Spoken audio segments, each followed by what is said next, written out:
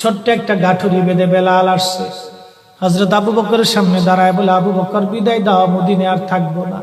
কেন রে বেলাল, কি জন্য মদিনায় থাকবে না? কিসের অভাব, কিসের কষ্ট? কেউ কি তোমাকে ব্যথা দিয়েছে, না তোমাকে মেরেছে, নাকি তোমার কোনো অভাব আছে? বলো, বাইতুল মাল থেকে মাসিক বেতন দিয়ে দিব। বেলাল বলে, আবু বকর রে, আমার যে অভাব, কোনোদিন কি সেই অভাব পুরা করে দিতে পারবা? বলো রে বেলাল, তোমার কিসের অভাব? বলে, আবু বকর, আমি আজান দিলে নবী নামাজে আসতো। বলো, এখন আজান দিলে কি নবী নামাজে আসবে? আবু বকর বলতেছে, বেলাল রে, তুমি কি নবীরে ভালোবাসো, আমরা কি ভালোবাসি না? বেলাল বলে, আবু বকর, তুমিও ভালোবাসো, আমিও ভালোবাসি। শোনো গো আবু বকর, তোমরা নবীজির রওজা শরীফ দেখলে সহ্য করতে পারো? আমি বেলাল যখন আজান দিয়ে নবী রওজা শরীফের দিকে তাকাই, আমার কলিজা গুলি ফেটে ফেটে আসে। আমি বরদাস্ত করতে পারি না, সহ্য করতে পারি না, করতে পারি না রে আবু বকর, বিদায় দাও, আমি চলে যাব। চলে গেলেন নবীর পাগল। সিরিয়ার দামেস্কে যাওয়ার পরে কিছুদিন পরে নবীজি স্বপ্ন দেখায়, কিরে বেলাল, এটা কেমন জুলুম, কতদিন হলো তোমার কণ্ঠের আজান শুনি না।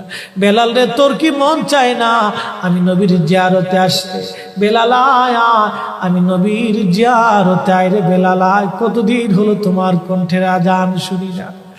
স্বপ্ন যখন নবীজি দেখাইছে, এ মুসলমান, হযরতে বেলাল সুদূর সিরিয়ার দামেস্ক থেকে পাগলের মতো দৌড়াইলেন, পাগলের মতো ছুটে আসলেন। যখন মদিনাতে আসলেন, তখন তাহাজ্জুদের সময় চলতেছিল। তাহাজ্জুদের সময় চলার সময় হযরত বেলাল রাদিয়াল্লাহু আনহু কাঠের জালি দিয়ে তখন রওজা শরীফ ঘিরে রাখা ছিল।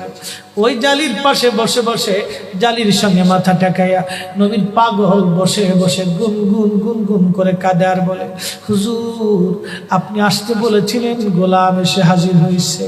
নবী গো, আজান দিতে বলেছেন, আমি আজান দিলে আপনি আগে নামাজে আসতেন, এখন আজান দিলে কি নবী আপনি নামাজে আসবেন? হুজুর, এখন আজান দিলে কি আপনি নবী নামাজে আসবেন? নতুন মুয়াজ্জিন আসছে আজান দেওয়ার জন্য, এসে দেখে নবীর মুয়াজ্জিন বেলাল কাঁদে। ডাক দেখে মদিনাবাসী, শুনছো, নবীর মুয়াজ্জিন ফিরে এসেছে, বেলাল আসছে, বেলাল ফিরে আসছে। এই কথা শোনার পরে সব সাহাবী ঘর থেকে বের হয়ে দৌড়ায় এসে দেখে বেলাল কাঁদে। সাহাবীরা বলে, বেলাল আজান দাও, কতদিন হলো তোমার কণ্ঠের আজান শুনি না।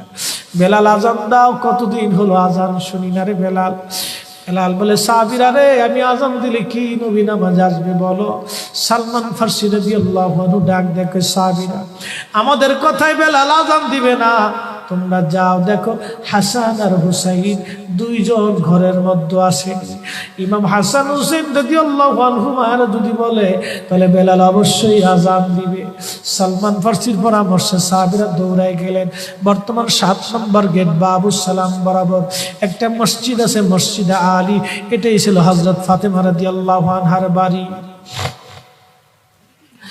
এই বাড়িতে দৌড়ে যাওয়ার পরে ইমাম হাসান হুসাইন রাদিয়াল্লাহু আনহুমা দুইজনকে নিয়ে আসা হলো। দুইজনকে নিয়ে আসার পরে হযরত ইমাম হাসানকে দেখতে আমার নবীর মতো দেখা যাইতো, চেহারাটা রাসূল করিমের চেহারার মতো ছিল। নাতি দৌহিত্র নানার চেহারা পেয়েছিলেন, ইমাম হুসাইনও নানার সুরত পেয়েছিলেন। দুই ভাই নানার সুরত পেয়েছিলেন।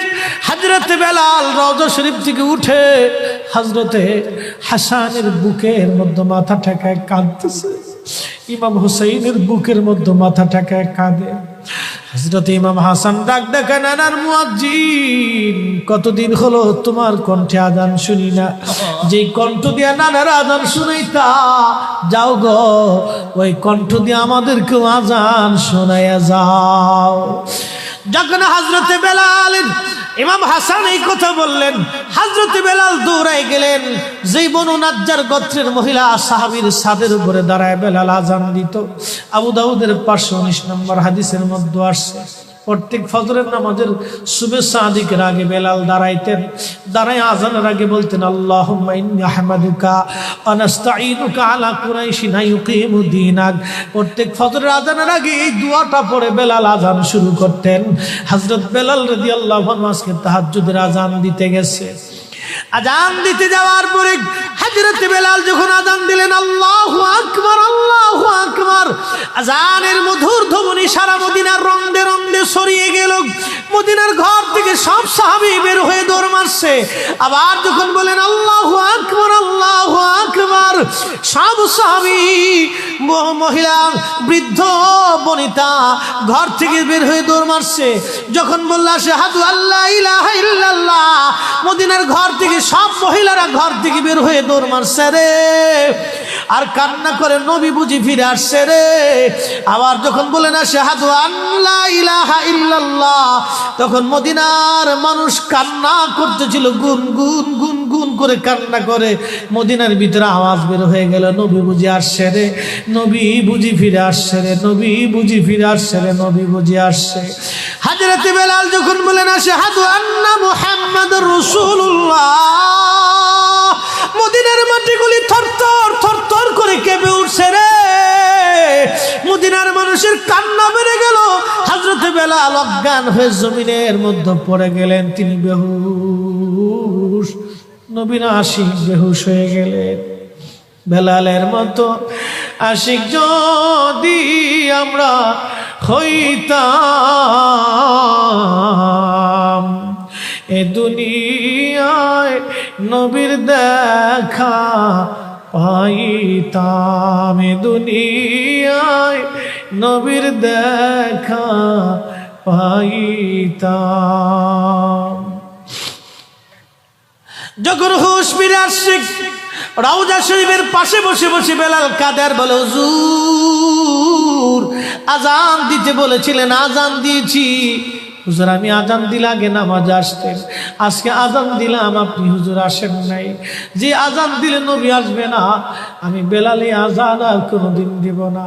হযরতে বেলাল কিছুদিন পরে কলিজা ফেটে, নবীর বিরহ বেদনা সহ্য করতে না পেরে তিনি চলে গিয়েছিলেন পরপারে। কলিজা ফেটে, কলিজা ফেটে, কলিজা ফেটে। এইভাবে সাহাবীরা নবীকে ভালোবেসে গেছে। কত সাহাবী কতভাবে নবীকে ভালোবাসছে রে। হযরত আবু বকরের কথা বলছিলাম, আম্মা জান আয়েশা ডেকে বলে, হুজুর আপনি, আম্মা জান আয়েশার মনটা বেজার হয়ে গেল। আল্লাহর নবী ডাক দিয়ে বলতেছিলেন, আয়েশা রে মনটা তোমার বেজার কেন হয়ে গেল? আম্মা জান বললেন, হুজুর দিনের জন্য আমার আব্বা জান সব সম্পদগুলি বিলীন করে দিয়েছে, ভালোবেসে আপনার সঙ্গে আমার বিবাহ শাদী দিয়েছে। ইয়া রাসূলুল্লাহ ভাবছিলাম আপনি আমার আব্বা জানের কথা বলবেন, যে আকাশের তুল্য নেক আমার আব্বা জানের আমল নামায় আছে। আল্লাহর নবী ডাক দেখো, আয়েশা রে তোমার আব্বা জানের এক রজনীর আমল যদি এক পাল্লায় দাও, আমার উম্মতের সব উম্মতের আমল যদি আর এক পাল্লায় দাও, আমার আবু বকরের এক রাত্রে আমলের ওজনের সমান হবে না। আম্মা জান বলে, হুজুর কোন রাত, কোন রাত, কোন রাত? নবীজি বললেন, আয়েশা রে সেটা হিজরতের রাত। বহুদিন আগে বলেছিলাম আবু বকর হিজরত করা লাগতে পারে। এই কথার জন্য হিজরতের রজনীতে আমি হযরত আলীকে ঘরের মধ্যে রেখে আমি যখন চলে আসলাম, হযরত আবু বকরের ঘরের দরজায় ছোট্ট করে টুকা দিয়ে বললেন, আবু বকর দরজা খোলো। সাথে সাথে দরজা খুলে গেল। জিজ্ঞেস করলাম, আবু বকর তুমি কি ঘুমাও নাই? আবু বকর ডেকে বলে, ইয়া নবী আল্লাহ বহুদিন আগে বলেছিলেন হিজরত করা লাগবে। হুজুর ওই দিন রজনী থেকে অদ্যবধি রজনীতে আমি কোনো রাত্রের জন্য বিছনায় পিঠ লাগাই নাই। আপনি নবীর অপেক্ষায় দরজার সাথে ঠেস মেরে দাঁড়ায় আমি জেগে থাকি, কখন আপনি আসবেন, কখন আপনি আসবেন, কখন আপনি আসবেন। আপনি যখন রাত্রিবেলা আসবেন আমি ঘুমাবো, আপনি ডাকবেন, কাফেররা টের পাবে, আপনাকে কষ্ট দিবে। হুজুর একটা রজনীর জন্য আমি বিছনায় পিঠ লাগাই নাই, আপনি নবীর অপেক্ষায় দাঁড়ায় রয়েছি, দাঁড়ায় আসি, দাঁড়ায় আসি, আমি ঘুমাই না। আয়েশা রে এই রজনী আল্লাহর কাছে এত ভালো লাগছে, এত ভালো। আরে সাহাবী আবু বকর নবীকে ভালোবেসে নবীর অপেক্ষায় দাঁড়ানোর জন্য, নবীর জন্য দাঁড়িয়ে থাকার জন্য, নবীর জন্য দাঁড়িয়ে থাকার জন্য আল্লাহ এত বড় প্রতিদান দিয়ে দিলেন, এত বড় বেনিফিট দিয়ে দিলেন, এত বড় বেনিফিট, এত বড় বেনিফিট, এত বড় মর্তবা, এত বড় মর্যাদা নবীর জন্য, নবীর জন্য, নবীর জন্য, নবীর জন্য, নবীর জন্য। সাহাবীরা নবীর জন্য দেওয়ানা, নবীর জন্য জীবন দিতেন, নবীর জন্য সংসার করতেন, নবীর জন্য ব্যবসা করতেন, নবীর জন্য ঈমান আনতেন, নবীর জন্য জীবন দিতেন, নবীর জন্য যুদ্ধে যাইতেন, নবীর নবীর জন্য আমল করতেন, নবীর জন্য কোরআন বুঝতেন, নবীর জন্য ঈমান আনতেন। আল্লাহ চিনেছে নবী দেখে, আল্লাহ বুঝেছে নবী দেখে, আল্লাহ চিনেছে নবী দেখে, ঈমান এনেছে নবী দেখে, কোরআন বুঝেছে নবী দেখে, কোরআন মেনেছে নবী দেখে। আমরাও সুন্নিরা কোরআন বুঝি নবী দেখে, দিন মানি নবী দেখে, আমরাও ঈমান আনি নবী দেখে, আমরাও ভালোবাসি নবীকে। আল্লাহ পেতে চাই নবী দেখে, আল্লাহ পেতে চাই নবীর মাধ্যমে, আল্লাহ পেতে চাই নবীকে ভালোবেসে। কথা বলেন ঠিক না বেঠে?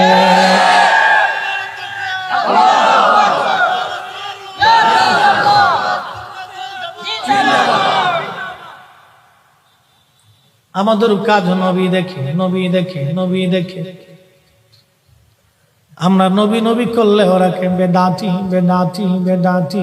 আল্লাহর উপরে নবীরে উঠাই দিচ্ছে, আমরা বলে আল্লাহর উপরে নবীরে উঠাইছি। তাহলে আবু বকরকে যায় জিজ্ঞেস করো, আবু বকর আপনাকে যখন রসুল বলল, আপনি আবু বকরকে যায় জিজ্ঞেস করেন, আবু বকর রসুল যখন বলল সাহাবীরা আমার কাছে তিনটা জিনিস প্রিয়, 1 নম্বরে নামাজ, 2 নম্বর সুগন্ধি, 3 নম্বর আমার বিবিগণ। তখন আবু বকর কেন বলেছিল, হুজুর আমার কাছেও 3টা জিনিস প্রিয়। 1 নম্বর আপনার নূরানি চেহারা মোবারকের দিকে তাকিয়ে থাকা আমার কাছে প্রিয়। 2 নম্বর আমার জীবন যৌবন সহায় সম্পদ মাল সাবানা আপনি নবীর কদমে কুরবানি করা আমার কাছে প্রিয়। সুবহানাল্লাহ। আসতে কেন?